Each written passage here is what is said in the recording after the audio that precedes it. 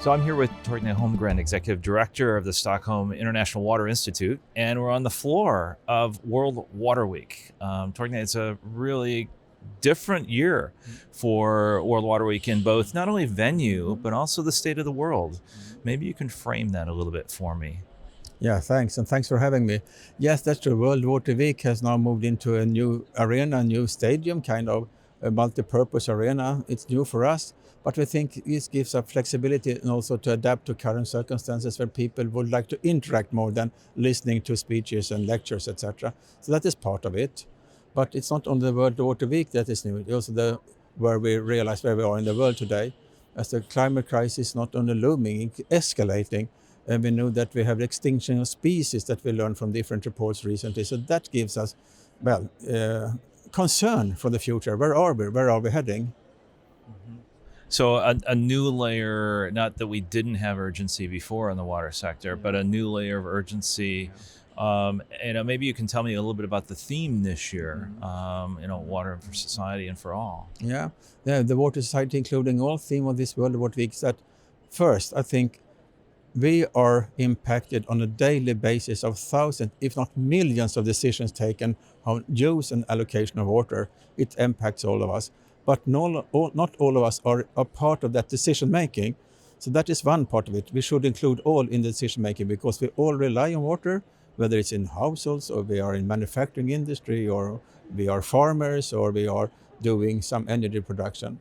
That is one part. Second part, we know that the most vulnerable groups in our societies, they are left out.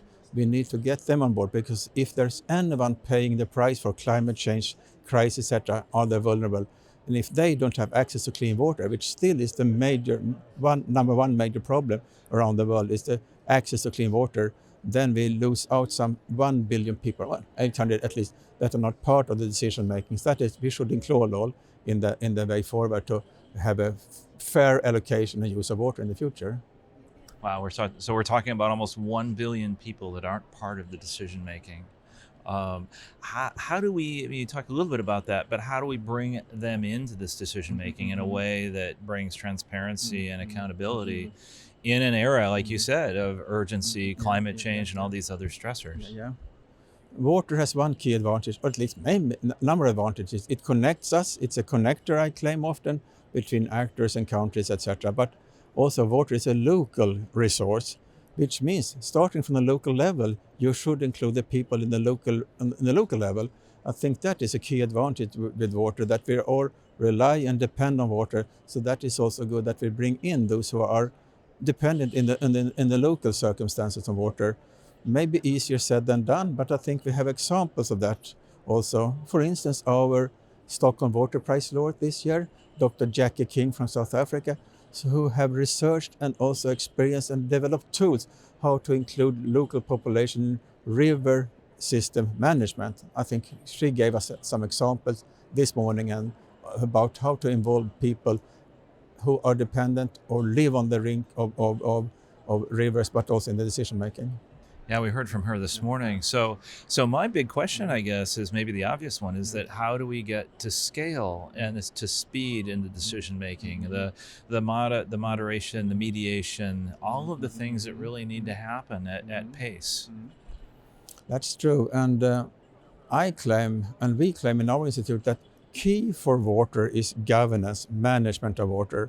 We realize and we experience and we discuss with leaders from different countries, irrespective of plenty of water or little of water, it's how you manage, how you govern it. That is most important. To have a true governance system, you need to include, you should include, to make it more optimistic.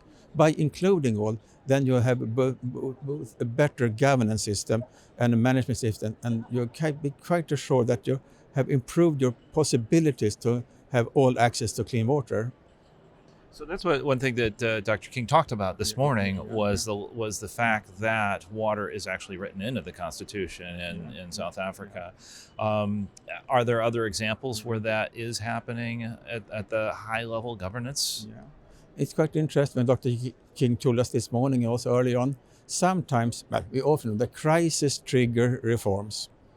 But do we need a crisis to reform? In South Africa, of course, after apartheid, there was a possibility, a window of opportunity to have a new constitution, but they have this included in the constitution. But in all societies as our own, it takes some more time from the European Union context, etc. I think to some extent, it's about what could we learn from other countries, and what another advantage I see with water, it's a truly global issue. If I look at the SDGs, the 17, still many of them are how can the global south develop, learning from the global north. But in water, it's a total global issue. What can we learn from the South Africa constitution from other countries? So that is one example. There are other examples also in Chile or Australia, etc., where they have made reforms, mainly due to there are crisis situations that have erupted. I was just going to say, crisis situations. So we have more on the horizon. Of course, we heard Chennai, Cape Town, some dozen or more than a dozen cities, depending on the metrics of so-called day zero cities. Cast the net forward for us. Are we prepared for these crises, and are we prepared to leverage, shall we say, the learning points?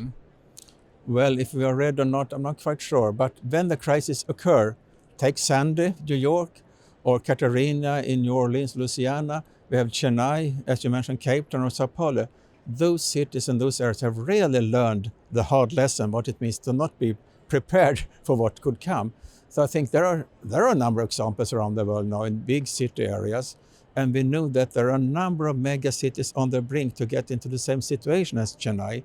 So I think, why don't we gather, as we do often, city mayors, or learn from the experience that we have in those 5 cities already now and other regions that have faced water shortage. Now, are those cities' mayors stepping up? Are they curious? Are they interested? I think so, yes. A few years ago at this World Water Week, we also awarded the Etequini Water, which is the Durban city or Durban area water, how they have handled their water situation. It was not a crisis situation, but I think thanks to their forward-looking management and governance system, they have not come into a crisis. And I think what could we learn from Durban, for instance, how to handle a situation where you can run into a water shortage. So I think there are possibilities, there are good examples of areas, Margaret Darling in Australia, for instance, that we should learn from. And I think why don't use conferences like this to learn more from other areas of the world, how we can develop and how we can also improve the way that we prepare ourselves for a crisis that we would not like to come. So one last question on climate change. Yeah. So the climate issue is forefront in the news and forefront in a lot of minds. Yet water still seems to take a back seat. Where is water in the climate conversation, or where should it be? Yeah, growing, I would say, in awareness, but it's still some miles to go. It took us some 10 years to get the water on the agenda of the climate change negotiations table. It's there now. But still, I think we, dealing with water on a daily basis, can even do more to make that change, and that perception of the critical part that water plays in solving the climate crisis. We know that climate change is manifested mainly through too little or too much water. If I speak to a mayor of New York, he or she knows it, the person, or New Orleans, or in Louisiana.